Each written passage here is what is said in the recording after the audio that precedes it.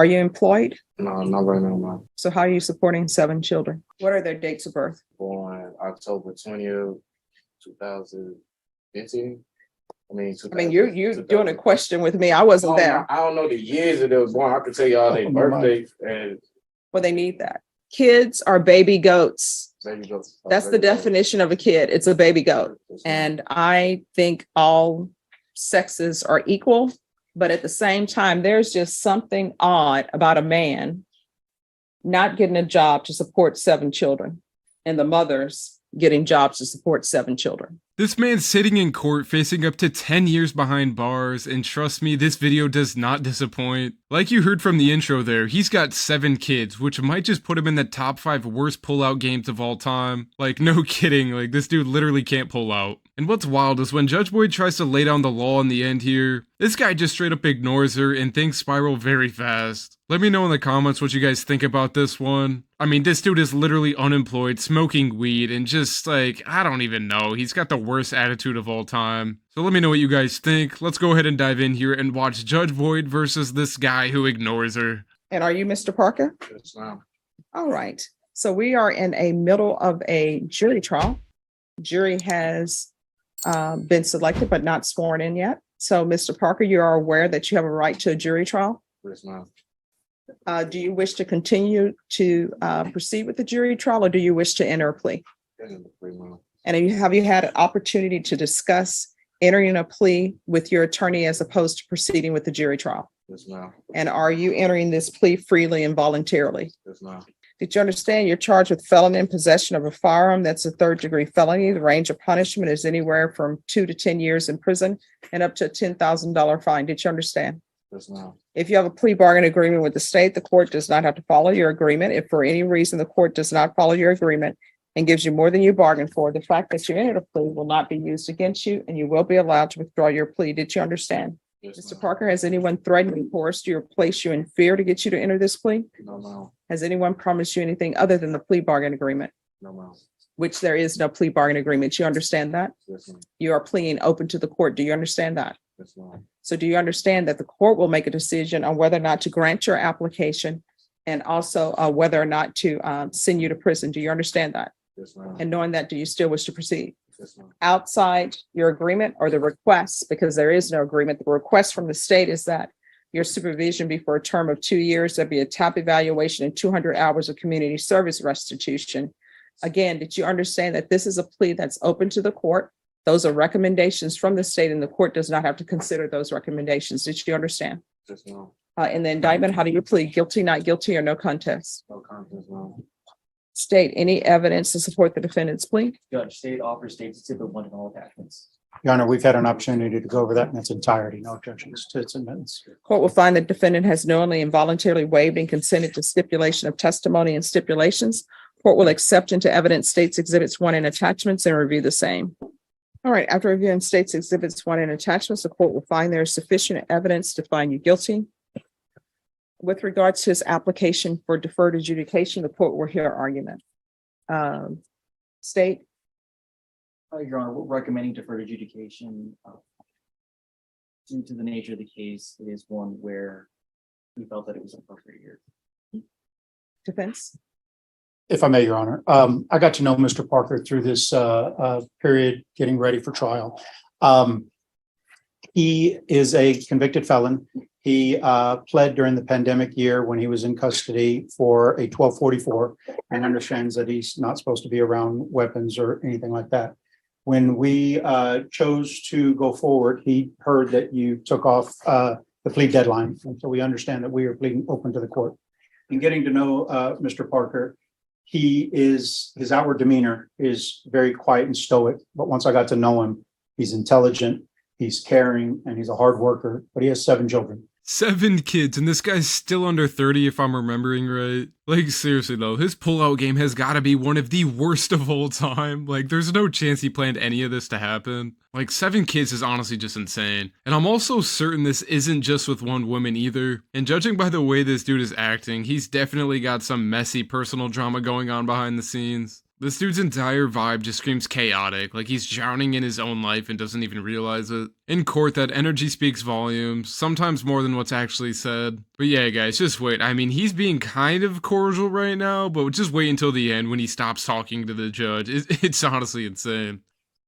We got a good chance to talk last night. He went and talked to his family, and he understands that deferred adjudication isn't an option going to a jury. It's either guilty or not guilty. And he weighed all his options. That's why he's coming today asking me or asking the court to possibly consider deferred adjudication. I believe this is a changing point in his life. I know the state recommended to waive the fine, which helps my client tremendously. But I believe he will be successful on your deferred adjudication. And he's seen the justice system work in a different way, seeing the jury and coming this far. I know he's asking for a chance at deferred adjudication. I'm asking that you follow the state's quasi recommendation and please grant him deferred adjudication. All right, can you raise your right hand for me, please? Do you solemnly swear or affirm the testimony you give will be the truth and nothing but the truth, so help you God? No. You can lower your hand, state your name for the record. Brian Parker. All right. Are you employed? No, not right now, man. So how are you supporting 7 children? I go to honor and staffing. I do that like frequently. Whenever they have a job opening, so I recently was working at True Blue Granite and Stone, but I had to quit because I had to start watching my kids. Children, kids are baby goats. You know, Kids are baby goats. So you're watching your children. guys. How old are your children? My oldest is 14. I've been taking care of him since he was 2. Wait, no. I want the ages of all your children. My biological ones, All right. How many biological children do you I have? got 6 biologicals, and I've been taking care of. What are their ages? The 6. 8, 6, and my boy 5, 4, 3, and 2. And the other child that you say is not your biological child? He's 14. Now, so you have a 2-year-old, 3-year-old, 4-year-old, 5-year-old, 6-year-old, and 8-year-old. What are their dates of birth? One is Well, December let's start with the 2nd. 8-year-old. What's the date of birth? Her name's Anna. She's December 2nd, 2014. 6-year-old, Zelaya Harris, December 19th, 2016. 5-year-old, Anthony, he was born October 20th, 2015. I mean, you're doing a question with me. I wasn't there. I don't know the years that they was born. I could tell y'all their birthdays and Well, they need that. Let me just give you a hint. Moms are tired of being in charge of keeping birth certificates. Mhm. Moms have to keep the birth certificates. Mom keeps the social security cards. Dads need to start knowing that. So you need to know everybody. So the 4-year-old, what's the date of birth? That's my October the 4th. 3-year-old, October the 4th. I mean, no, his is February 22nd. And then I got the 2-year-old October 4th. They both by the same mama. They end up having the same birthday. all right. They 2 years So you apart. have, so that's the same mother. Oh, yeah, yes, ma'am. How many mothers are with these children? I only have two. Okay, well, that's a good thing. And the 14-year-old, what's the date of birth? His is February 5th. I don't know. I'm not his real father, but I've been there since he was like 2. Well, see, I hate when people say they're not somebody's real father. But I'm really, You're the stepfather, or no, I'm you're really, just somebody passing no, through. I'm his real father, but I ain't mean like, bloodline. No. But I've been there since day 1. All right, you're gonna have to get a job. You have to support children. Yes, ma'am. As I tell everyone, children, you cannot put them at Travis Park and say, you've been created, go forth and live. Yes, ma'am. And children need more than love. I know people say, I love my children, I give them love. This is not Live House on the Prairie where somebody's working, bringing in the crops. You've got to financially support them. So it takes love, it takes financial support, and all of the children are going to need help with schoolwork. How far did you go in school? Oh, I got my GED at like 16. And what are you planning on doing with the rest of your life to better yourself? I honestly just see my life as Just raising my kids, making sure they don't go through what I went through. Well, I mean, it's more than raising your children because kids are baby goats. Mhm. So, no, yes. Yes, ma'am. All right. So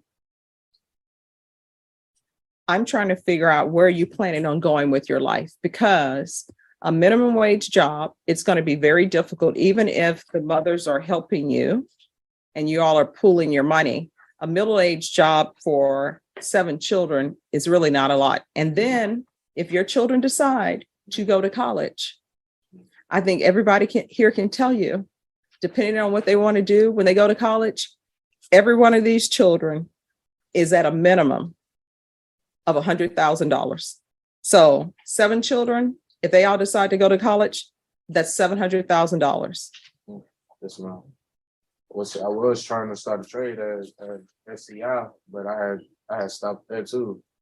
I was trying to get a trade for HVAC, but I stopped there too. I was just started watching the kids. Kids are baby goats. Baby goats. That's the definition of a kid. It's a baby goat. Oh, children. Yes. Wait, the judge actually said kids are baby goats? That doesn't even make any sense to me. And if it was a real saying, I feel like I would have heard it before. I mean, like, what's even the context with her saying that? I just had to pause it, just throw that out there, because I don't know if any of you guys have ever heard that before. I mean, judges usually don't say stuff like that, so that just kind of caught me off guard. I mean, maybe it's some weird old saying nobody uses anymore, but still, I mean, it's kind of crazy to hear that in court. And honestly, that line just makes the whole situation even weirder. Like, this dude had 7 baby goats with 2 women. Like, it's just weird to me. All right. When you're drug tested today, what are the results going to be? And you are going to get drug tested today. Marijuana. And what else? That's it. All right. You're not allowed to use marijuana on probation. You're not allowed to drink alcohol while on probation. Do you understand? Yes, ma'am. And marijuana is not something that you should be using, period, when you have children, because you're trying to set an example for them. Yes, ma'am. And I don't care what anybody says. I don't care if you say, well, I only smoke marijuana outside the household. Guess what? Your clothes smell like marijuana. Mhm. And then children go to school smelling like marijuana. And then when children go to school smelling like marijuana, guess what? All the other children know what marijuana smells like and they tease them. Ha ha, your dad used marijuana. Ha ha, your dad doesn't have a job. Because children can be cruel. And sometimes people say children are really, really cruel. They just don't have a filter. So they just come at it 100% honesty. And sometimes that's true, but then sometimes children have been raised a certain way and they are cruel. So don't let that be a hindrance from your children, something that you've been doing that's impacting their life in a negative way. You understand? Yes, ma'am. All right. There's a $1,500 fine. And who's taking care of the 7 children right now? Their mothers, like now. Like, what do you mean? I mean, where are they? Like today, right now? Yes, because they're not in the School. courtroom. Everybody in school. Well, not the 2-year-old The 2-year-old go to daycare. and the 3-year-old. He the only one that ain't in school. So who's taking care of him? His mama. All right. So basically, you're going to get a job. That's fine. I always get a job. Well, you say that, but you don't have a job right now. It's because Yes. yes, ma'am. All right. You're getting a job. You're getting employment. You're an adult male. I will tell you, in my household, and I say my household, but when I was growing up, you know what the rules were in the household? You're either going to school or you're getting a full-time job. The end. There was none of this. Oh, I have these children. I'm taking care of them because I can't find a job. No. Yes, ma'am. And I think all sexes are equal, but at the same time, there's just something odd about a man not getting a job to support 7 children and the mothers getting jobs to support 7 children. It takes a team effort. And I think people here who are parents will tell you it takes a team effort to raise children. And part of that team effort is everybody bringing money into the household. I'm going to want 200 hours of community service restitution. 40 of those hours will be waived if you get the COVID vaccination with the booster. The court is not requiring you to do that, but if you do, 40 of those hours will be waived. I'm going to want parenting classes with triple P. Once you complete those parenting classes, the remaining hours will be waived, but you must complete parenting classes. Do you understand? There should be regular reporting by Zoom or in person. Probation, if you wish to count the field visits as reporting, you may do that. Probation, is there anything else he needs? Once a week. Is there anything else? All right, is there anything else you need from the court in order to be successful? Now's your time to say, Judge, I really need this. This would really help me. Your Honor, if I may. Yes. Is there any way, I understand you put in a $1,500 fine, any way to hold it in abeyance to get him started on the right track? Oh, I probated it. Oh, thank you, Judge. Sure. And from here on out, everything that you do, you need to be asking yourself, is this a choice that could potentially result in me going to prison for 10 years? Do you understand? If there's a confusion, you think, maybe it will, maybe it won't, don't do it. If your answer is like, yes, if I get caught, this is what's going to happen, then don't do it.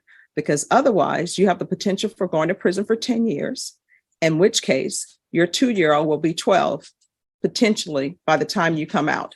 And I think the last thing you would want is for your children to be visiting you at the Bexar County Jail or at some prison. You understand? All right.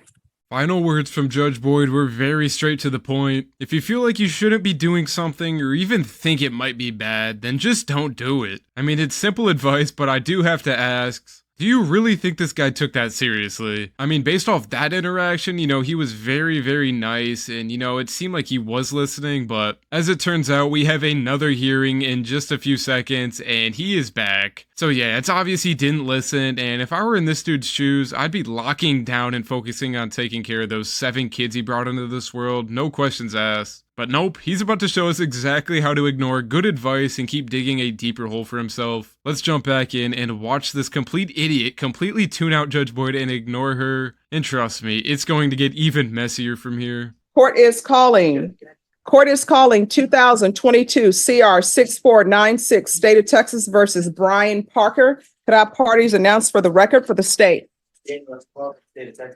Larry Lucas for the defense. Are you Mr. Parker? Yes, ma'am. All right, did you review the document entitled Motion to Enter Adjudication of Guilt and Revoke Community Supervision and First Amendment Motion to Enter Adjudication of Guilt and Revoke Community Supervision with your attorney? Did you understand it? Yes, ma'am.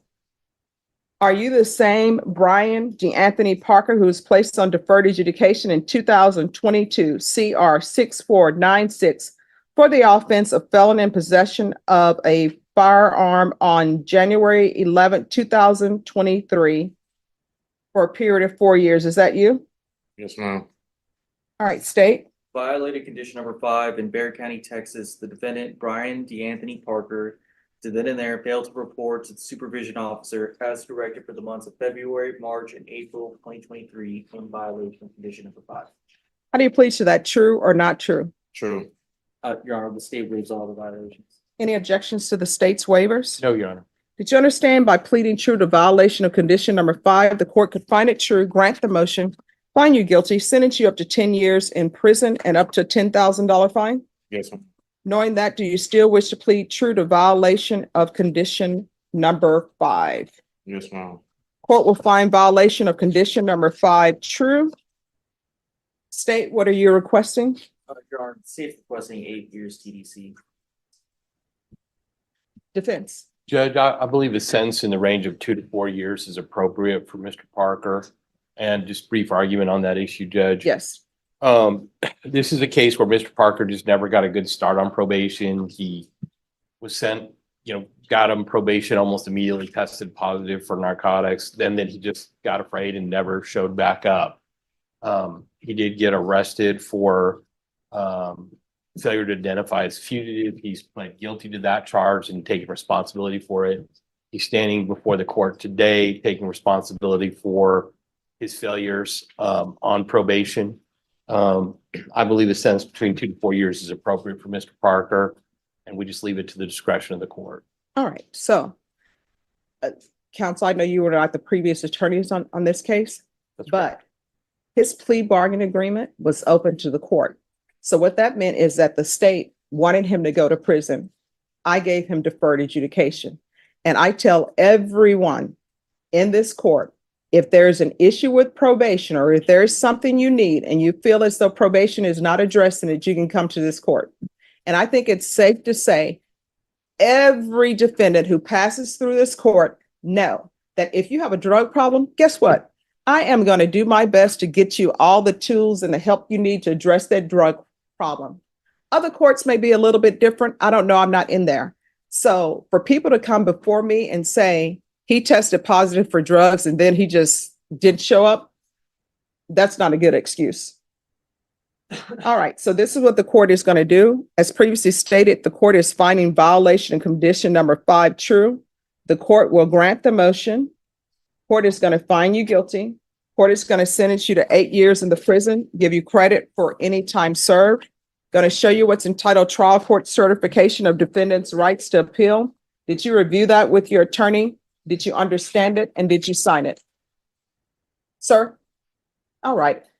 I will note, counsel, did he sign this? Yes, he did. All right, because this is not a plea bargain agreement, you do have a limited right to appeal. That right to appeal is as it relates to the allegations in the motion. Welp, too sorry, too late, buddy. This dude just couldn't stay off the Zaza. I mean, he literally had it so easy here. Instead of wrapping up his 4 years of deferred adjudication, he just doubled down and scored himself 8 years in prison. It's just so wild to me how choices like these don't just mess up one life, they ripple through your families and the whole legal system, because courts are just trying to balance justice with second chances. But some people like this dude just make it impossible. I mean, dude, just stay off the weed, really, it's not that hard. What do you guys think it says about how courts handle people like this who just won't change? And I know some of you guys also think Judge Boyd is a very soft judge, but I don't know about this one. I think she went a little crazy on this one. I mean, he was just on probation, and just like that, he got 8 years. Even when the defense was asking for 2 to 4 years, so like, Judge Boyd was not playing around here. Drop your thoughts in the comments, guys. I really love reading your comments. And as always, thank you guys so much for watching. Don't forget to like and subscribe. I post daily, pretty much. So stay tuned for that, guys. Take care, everyone.